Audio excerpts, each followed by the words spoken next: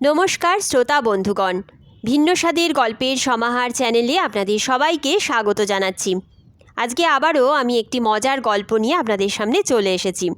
আজকে লেখক দেবদত্ত চট্টরাজের লেখা একটি মজার গল্প পাঠ করে শোনাবো। আজকে যে গল্পটি আপনাদের সামনে পাঠ করব, গল্পটির নাম ঝোলে ঝালে কম্বলে। গল্পটি শুনতে থাকুন, আশা করছি খুব মজা পাবেন। গল্প পাঠ ভালো লাগলে গল্পের শেষে একটা লাইক করে দেবেন। আমার চ্যানেলটিকে সাবস্ক্রাইব করে আমার পাশে থাকবেন। তো চলুন শুরু করা যাক আজকের গল্প ঝোলে ঝালে কম্বলে।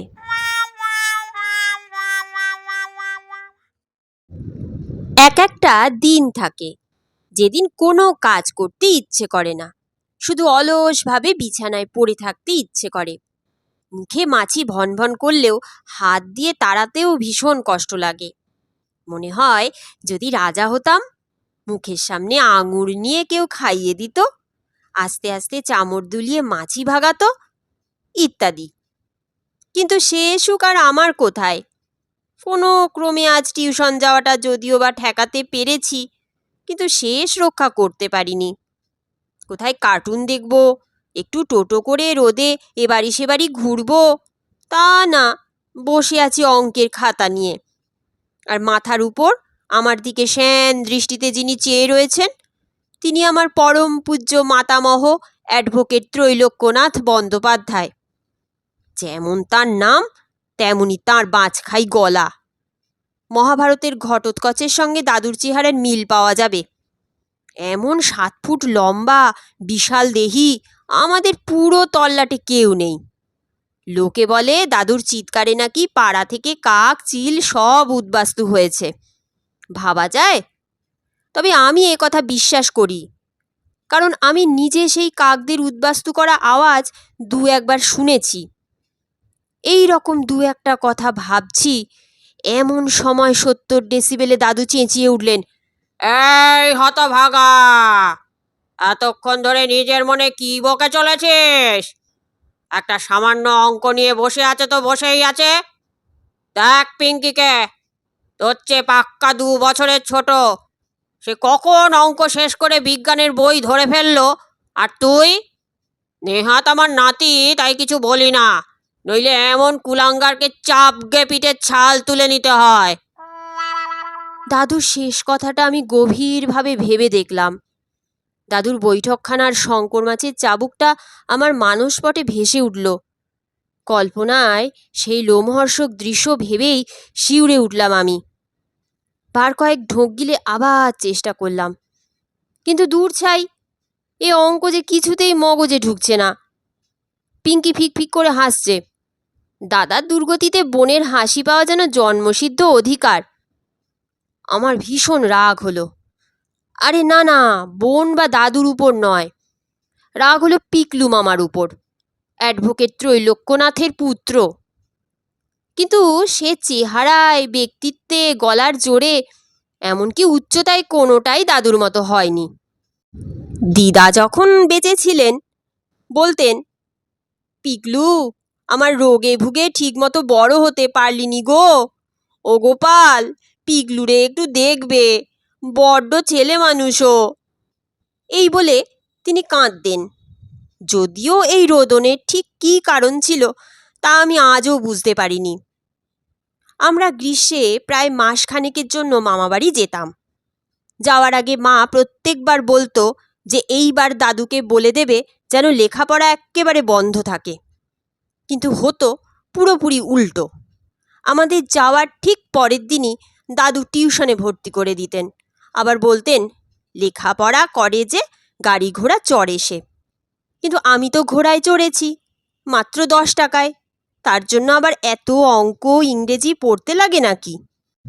সে যাই হোক, আসল কথা হলো, আজ এই সুন্দর সকালে আমার ঘুম ভাঙতেই চাইছিল না।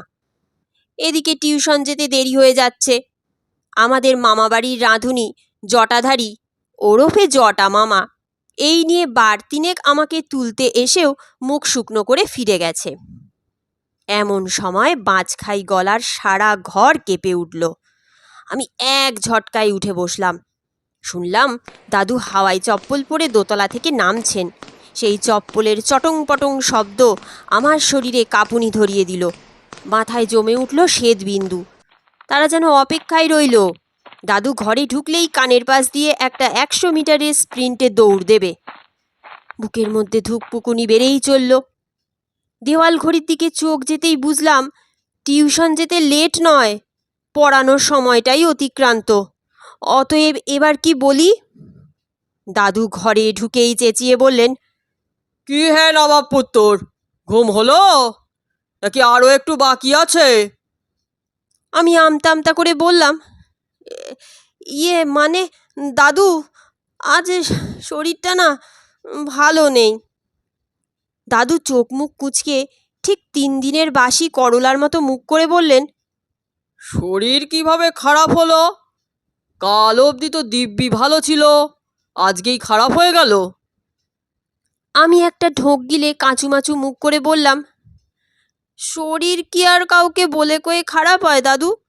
শরীর হলো গিয়ে তোমার পুরনো স্কুটারটার মতো। কথাটা বলেই নিজেই নিজের জিভ কামড়ে যন্ত্রণায় শিউরে উঠলাম। মনে মনে ভাবলাম, এই রে, এ আমি কি বলতে কি বলে দিলাম। এ যে শাহজাহানকে ময়ূর সিংহাসনে নিয়ে খোঁটা দেওয়া হয়ে গেল। দাদু কিন্তু কথাটা শুনে একেবারে অন্ধ্রের চালানি মাছের মতো ড্যাব ড্যাব করে শুধু চেয়ে রইলেন, মুখে কিচ্ছুটি বললেন না। বুঝলাম কথাটা মোক্ষম হয়েছে। এমন সময় ঘটল সেই ঘটনাটা যেটার জন্য আমার এই দুর্গতি। দাদু চৌকাঠে পা দিয়েছেন, এমন সময় সোজাসুজি ধাক্কা হয়ে লাগলো পিগলু মামার সঙ্গে। দাদু চেঁচিয়ে উঠলেন, এই যে ধর্মাবতার, আজ কি প্র্যাকটিসে যাবেন না? ইস, ছে ছে ছে ছে ছে ছে, কত কষ্ট করে আমি ওকালতি শিখেছি, আর ইনি সমস্ত সুযোগ সুবিধে পেয়েও একটা আস্ত রাম ছাগল। কথাটা শুনে আমি হাসতে চাইনি, কিন্তু সদ্য উদয় হওয়া এক তারকার ছবি দেখে পিকলু মামা যেভাবে দাড়ি রেখেছে, তাতে করে তার সঙ্গে রাম ছাগলের তুলনা করায় আমি আর হাসি চেপে রাখতে পারলাম না। জটা মামাও রান্নাঘর থেকে খ্যাক খ্যাক করে হেসে উঠল। এদিকে পিকলু মামার তো প্রেস্টিজ পাংচার, সে তো রেগে খাপ্পা। কিন্তু দাদুর উপর তো আর রাগ দেখানো যায় না, আর জটা মামাকেও বলতে পারবে না, কারণ দাদু মনে করে এই বাড়িতে জটা মামার ভ্যালু পিগলু মামার চেয়ে বেশি। তো রইল বাকি কে? এই আমি, অবোধ সুশীল এক নিষ্পাপ বালক, যে কিনা একটু হেসেছিল। তার উপর ভিসুভিয়াসের তপ্ত লাভার মতো দৃষ্টি হেনে পিকলু মামা দুবার নিজের ছাগলদারিতে হাত বুলিয়ে বলে উঠল, বাবা সোনা, খুব তো হাসি পাচ্ছে। তা দাদুকে কি টিউশনের কথাখানা বলেছ? কথাটা শুনেই আমার মনে হলো যেন কেউ আমাকে মারিয়ানা খাতের গভীরে ফেলে দিয়েছে, যেখান থেকে আমি আর কোনো দিনও পৃথিবীর আলো দেখতে পাবো না। আমি কিংকর্ত বিমূঢ় হয়ে গেছি। আমার চমক ভাঙল দাদুর গুঁড়ো গম্ভীর শব্দে। কে? কিসের কথা? না দাদু, আসলে আমি তোমাকে বলতাম। কবে বলতে শুনি? এই আজই, হ্যাঁ, আজকেই বলতাম। তা শুনি সেই কথা। মানে দাদু, আসলে কি হয়েছে বলো তো? হঠাৎ কিছু বলা নেই কওয়া নেই, হুট করে স্যার একদিন পরীক্ষা করে দিলেন। আমি তো জানতামই না। আমার কথার মাঝেই পিকলু মামা একটা বিতিকিচ্ছিরি শব্দ করে বলে উঠল, হুট করে পরীক্ষা, জানতামই না। বলি, টিউশনে কি ভস বসিয়ে ঘুমোতে যাস? আমার কথাটা শুনে খুব কষ্ট হলো, কিন্তু দাদু দেখি এক দৃষ্টে তাকিয়ে আছে। আমি কাঁদো কাঁদো চোখে কথাটা বলে কিছুটা সিম্প্যাথি আদায় করব, তার আগেই পিকলু মামা বলে উঠল, শোনো বাবা, আমি বলছি, এই তোমার নাতি অঙ্কে 0 পেয়েছে, একেবারে গোল্লা। পরিবারের এখনো অবধি সবচেয়ে কম নম্বর পেয়েছিলাম আমি, 4। তার জন্য তুমি আমাকে কম কথা শোনাওনি, কিন্তু আজ তোমার নাতি সেই রেকর্ডও চুরমার করে দিয়েছে। আমার চোখ ঠেলে জল বেরিয়ে আসছিল। মনে হলো ভরা সবাই পিগলু মামা আমাকে একেবারে কাদায় ফেলে দিয়েছে। একটু হেসে ফেলেছিলাম, তার এত বড় সাজা দিল? আমি চোখের জল ছুঁয়ে প্রতিজ্ঞা করলাম, আমি অঙ্কে 100 তুলব, অথবা পিকলু মামাকে মোক্ষম জবাব দেব। কিন্তু আমার এই ভীষ্ম প্রতিজ্ঞার মধ্যে প্রথম ঘন্টা যেতে না যেতেই প্রথম শর্ত ভেঙে গেল। আমি চোখে সর্ষে ফুল দেখতে পেলাম। লাভ ক্ষতি আর সুদ কষার চক্রব্যূহে আমি আহত অভিমন্যু হয়ে পড়েছিলাম। উল্টো দিকে দ্রোণ, ভীষ্ম, কর্ণের মতো দাদুর সেন দৃষ্টি, বনের ফোকলা দাঁতের হাসি আর পিকলু মামার তির্যক ব্যঙ্গ আমাকে জর্জরিত করে তুলেছিল। দাদু খুব সহজেই বুঝে ফেলল, আমার অঙ্কে শুধু দুর্বলতা নেই, একেবারে ক অক্ষর গোমাংস অবস্থা। অগত্যা আমি এখন বোনের কাছেই অঙ্কের কেঁচে গণ্ডুস করছি। সেও সুযোগ পেয়ে দাদুর সামনে নিজেকে শকুন্তলা দেবী আর আমাকে মূর্খ প্রমাণ করতে উঠে পড়ে লেগেছে। এই সমস্ত অপমান আমি সহ্য করে নেব, কিন্তু আমার প্রতিজ্ঞার দ্বিতীয় ভাগ আমি ভুলব না। ওই পিকলু মামাকে আমিও নাকানি চোবানি খাওয়াবো। অপমানে, রাগে, কান্নায় আমি প্রায় মেঝেই মিশে যাচ্ছি, এমন সময় আমাদের বাড়ির বেল বেজে উঠল। সেটার বিশ্রী ক্রিং ক্রিং শব্দ শুনে জটা মামা দৌড়ে গিয়ে দরজা খুলল।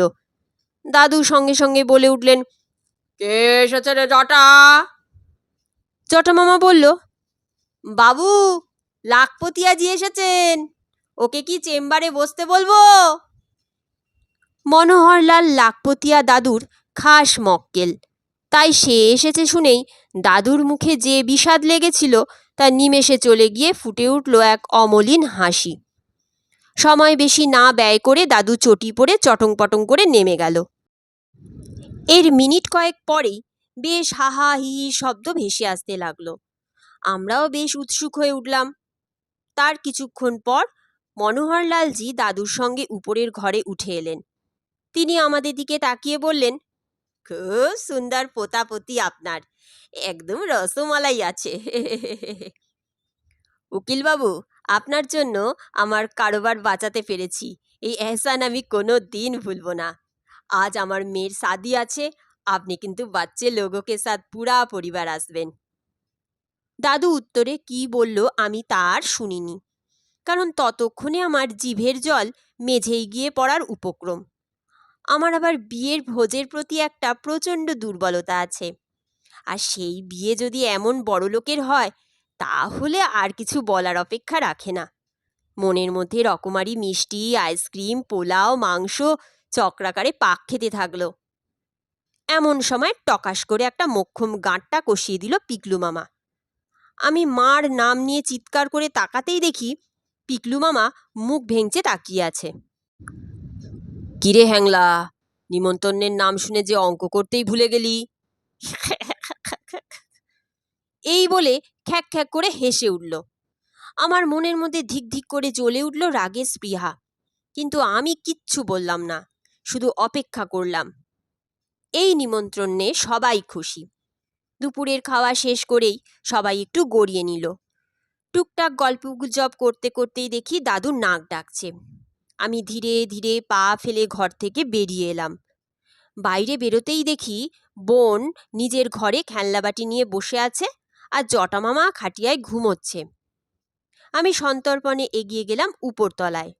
যত উপরে উঠছি ততই এক মৃদু গানের গলা ভেসে আসছে। আমি পা টিপে টিপে উপরে উঠে দেখি সে এক আজব কাণ্ড। পিকলু মামা নিজের শুদ্ধ বাংলা স্বরে ইংরেজি গান ধরেছে। মিউজিক সিস্টেমে বেজে চলা বিটলস পিকলু মামার গলায় হুলিয়ার বদলে রামপ্রসাদী হয়ে গেছে। সে যাই হোক, আমি এই গান বহুবার শুনেছি, তাই আমার আর হাসি পায় না। আমি উপরে উঠে ভাবছি এবার কি করব। এমন সময় চোখাচুকি হয়ে যেতেই পিকলু মামা খ্যাক করে আমার হাত ধরে বলল, এই যে ভাগ্নে, একদম ঠিক সময় এসেছিস, নে একটা কাজ করে পুণ্য লাভ কর। আমার মুখ বেজার হয়ে গেল। আমি বললাম, না, আমি তোমার কোনো কাজ করতে পারবো না। পিকলু মামা চোখ কপালে তুলে বলল, হোয়াট? মামার কথার অমান্য? না না, সত্যি আজকাল আর ভালোর যুগ রইল না। তারপর আমার কান মলে দিয়ে বলে উঠল, সব তোর ভালোর জন্য করি রে গর্দভ, আমি না থাকলে আজ তোর যে অঙ্কে দুর্দশা তাকে জানতে পারত। যা করি সব তোর ভালোর জন্য। নে নে, আর নাকে কাঁদিস নে। কথাটা বলেই পিকলু মামা আমার হাতে ধরিয়ে দিল নিজের সদ্য কেনা ব্লেজার ও 3টে জ্যাকেট। তারপর পকেট থেকে 100 টাকা বের করে বলল, যা রশিদের লন্ড্রিতে ছুটে গিয়ে দিয়ে আয়, আর বলবি আজ সন্ধেবেলার মধ্যে ড্রাই ওয়াশ করে দিতে। কতদিন পর বিয়ে বাড়ি যাচ্ছি, উফ, একটু সাজগোজ না করে গেলে হয়। যা যা, সময় নষ্ট করিস না। আমি আর কিছুই বললাম না, কারণ ততক্ষণে আমার মাথায় এক শয়তানি বুদ্ধি এসে গিয়েছে। মুচকি হেসে টাকাটা পকেটস্থ করে আমি চললাম রশিদ মিয়ার লন্ড্রিতে। সকালে সকল উপহাস আমার মাথায় দুষ্টু বুদ্ধির ফুলঝুরি ছোটাচ্ছিল। আমি যাওয়ার পথেই ব্লেজার আর জ্যাকেটগুলোকে মাটিতে ফেলে দুবার কত্থক করে নিলাম। ভোরের দিকে হালকা বৃষ্টিতে এমনিতেই রাস্তাটা কাদা হয়েছিল, ফলে আমার কত্থকের তালে সেই কাদা একেবারে ভ্যান গখের ছবির মতো জ্যাকেট ও ব্লেজারে ফুটে উঠল। আমি ইচ্ছে করেই ব্লেজারটাকে সবার নিচে রেখেছিলাম, যাতে ওই ছাই রঙে একটা অপূর্ব নকশা হয়। এরপর নাচতে নাচতে চললাম রশিদের লন্ড্রি। আমার আনা ড্রেসগুলো দেখেই রশিদ বলে উঠল, এ বাবা ভাই, এটা কি নিয়ে এসেছো? এত নোংরা কি করে হলো? আমি মুখ কাঁচুমাচু করে বললাম, আর কি বলি দাদা, পিকলু মামাকে তো চেনোই। ছোটতেই 2 ফোঁটা পোলিও ড্রপের 1 ফোঁটা বাইরে পড়ে গেছিল, তাই তোমার কাছে আসতে গিয়েই তো হোঁচট খেয়ে নর্দমার কাছে কাদায় পড়ে গেল। অগত্যা আমি এগুলো নিয়ে এলাম। রশিদ বড্ড সরল মানুষ, আমার কথা গোগ্রাসে গিলে চুকচুক করে মাথা ঝাঁকালো। তারপর বলল, তা কবে ফেরত চাই? আমি বললাম, তুমি সময় করে দিও, ভালো করে ওয়াশ করবে কেমন? এই বলে আমি মনের সুখে চললাম বাড়ি। এই ঘটনার পর যে একটা তুলকালাম হবে তার বলতে বাকি ছিল না। পিকলু মামা সন্ধেবেলা গিয়ে দেখে যে ওর ড্রেস ওয়াশ হয়নি। এমনকি পিকলু মামা নাকি পোলিওর মাত্র 1 ফোঁটা খেয়েছে, এ কথাও রশিদের মুখ থেকে সর্বত্র মুখে মুখে ঘুরছে। অতএব রাগে লজ্জায় দাঁত কিরমির করে মামা ফেরত এসেই আমার কান দুটো মূলো তোলার মতো করে তুলে দিল। আমার সেই চিৎকার শুনে দাদু এসে মামাকে নিরস্ত করলে আমি রক্ষা পেলাম। আমি যে একটা খারাপ কাজ করেছি সেই অনুশোচনা ততক্ষণে আমার হয়ে গিয়েছিল। আমি ক্ষমা চাইলাম মামার কাছে, কিন্তু মামার মুখ বাংলার 5 হয়েই রইল। এর পরের যে ঘটনাটা ঘটল সেটা আমাদের পরিবারের ইতিহাসে অমর হয়ে থাকবে, এ কথা আমি দৃঢ় বিশ্বাসের সঙ্গে বলতে পারি। পিকলু মামা রাগে ফুঁসছিল, কিন্তু বিয়েবাড়ির ভোজের লোভ ছিল তার চেয়েও প্রবল। অগত্যা এই ঠান্ডায় মামা একখানা পাতলা সুতির জামা আর প্যান্ট পরে রেডি হলো। এদিকে ঠান্ডায় যে তার মুখ পানসে হয়ে গিয়েছে তার বলার অপেক্ষা রাখে না। জটা মামা বহুবার বলেও তাকে সোয়েটার পরাতে ব্যর্থ হলো। আমি লজ্জিত ছিলাম আমার কৃতকর্মের জন্য, কিন্তু আমার দুষ্টু বুদ্ধির তখনও কিছু অবশিষ্ট ছিল। হঠাৎ মামাকে ওরকম অসহায় দেখে মাথায় আর একটা ফোন দিয়ে এলো। আমি সোজা দৌড় লাগালাম দাদুর ঘরে। ঘরে ঢুকেই দেখি দাদু তাঁর বনেদি পাঞ্জাবি ধুতি আর শাল গায়ে নিয়ে এক্কেবারে রেডি। আমাকে দেখেই দাদু বলল, সবাই রেডি তো? তাহলে মল্লারকে বল গাড়িটা বাইরে বের করতে। আমি অসহায় মুখ করে গলা কিঞ্চিত খাদে নামিয়ে বিনীতভাবে বললাম, দাদু, আমার ভুল হয়ে গেছে, কিন্তু মামাকে এভাবে দেখে আমার কষ্ট হচ্ছে। দাদুর মন গলে জল হয়ে গেল। বলল, আরে ঠিক আছে, ছেলে মানুষ ভুল করবে না তো কি ওই ধেড়ে রাম ছাগলটা করবে? আমার মুখে একটা দুষ্টু হাসি খেলা করে গেল। আমি আরও বললাম, কিন্তু দাদু, এই ঠান্ডায় পিকলু মামা যদি ব্লেজার না পাওয়ায় এভাবে স্টাইল করে পাতলা জামা পরে যায় তাহলে তো শরীর অসুস্থ হয়ে যাবে। আমি ইচ্ছাকৃতভাবে স্টাইল কথাটা ঢুকিয়ে দিয়েছি। কথাটা শোনা মাত্রই দাদু কথাটা লুফে নিল। নিজের জুতো জোড়া পরে হনহনিয়ে দাদু এগিয়ে চলল পিকলু মামার ঘরে। এদিকে ঠান্ডায় কাঁপতে কাঁপতেও পিকলু মামা এমন ভান করছিল যেন কিছুই হয়নি। দাদু এসেই হুঙ্কার দিয়ে বলল, কিরে হতচ্ছাড়া, তুই নাকি সোয়েটার পরবি না? পিকলু মামার মুখ কালো হয়ে গেল কথাটা শুনেই। উত্তর দিতে গিয়ে শব্দের সঙ্গে শব্দ তালগোল পাকিয়ে গেল। দাদু মামার কোনো উত্তরের পরোয়া না করেই বলল, জটা, এক্ষুনি আমার কাশ্মীরি শালটা নিয়ে আয়। এরপর যা ঘটল তাতে আমাদের সকলের মুখ হাঁ হয়ে গিয়েছিল। দাদুর যে একটা কাশ্মীরি শাল আছে আমি শুনেছিলাম, কিন্তু সেটা দেখার সৌভাগ্য হয়নি। তবে এবার তা হলো। জিনিসটাকে শাল বললে হয়তো এর অপমান করা হবে, এটা আসলে একটা বিশালাকার কম্বল। পিকলু মামা সেই শাল গায়ে দিতেই কেমন জানি মনে হলো গ্রামের মধ্যে দাঁড়িয়ে থাকা এক কাকতাড়ুয়া। আমি আর বোন সেই সময় কোনো মতে হাসি চাপতে পারলেও বিয়ে বাড়িতে অনেকেই তা পারেনি। শালটার দৈর্ঘ্য এতটাই বড় যে মামা তাতে 4-5 বার পাক খেয়েও ওর মিটারখানেক মাটিতে ঝুলছিল। বিয়েবাড়িতে অনেক বাচ্চাই সেজে থাকা মিকি মাউসের চেয়ে মামার কাছে এসে ভিড় করছিল। ধীরে ধীরে সেই বিয়েতে পাত্রপাত্রী নয়, পিকলু মামাই হয়ে গিয়েছিল মধ্যমণি। তবে এখনো আর একটু বাকি ছিল, আর সেটা পূর্ণ হলো খেতে বসে। শালের চক্রব্যূহ ভেদ করে হাত বের করতে গিয়ে মামা নিজের মাংসের বাটি উল্টে শালের উপর ফেলল। দাদু নিজের দামি শালের এই অবস্থা দেখে বিয়েবাড়িতেই পিকলু মামাকে সর্বসমক্ষে রাম ছাগল বলে বসল। পিকলু মামার নাকানি চোবানি অবস্থা দেখে আমার বেশ হাসি পেল। ইচ্ছে করলো হুররে বলে চিৎকার করে উঠি।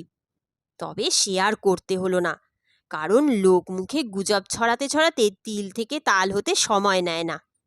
পিকলু মামা যে সবার কাছে আস্ত জোকার প্রতিপন্ন হয়েছে তা আর বলার অপেক্ষা রইল না।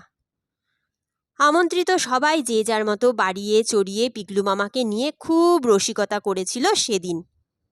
তবে কি জানেন, আমার আজও মনে হয় দিদা পিকলু মামার কথা ভেবে ভেবে স্বর্গ থেকে অবশ্যই বলছেন, ও মোর গোপাল, পিকলুরে তুমি একটু দেখো।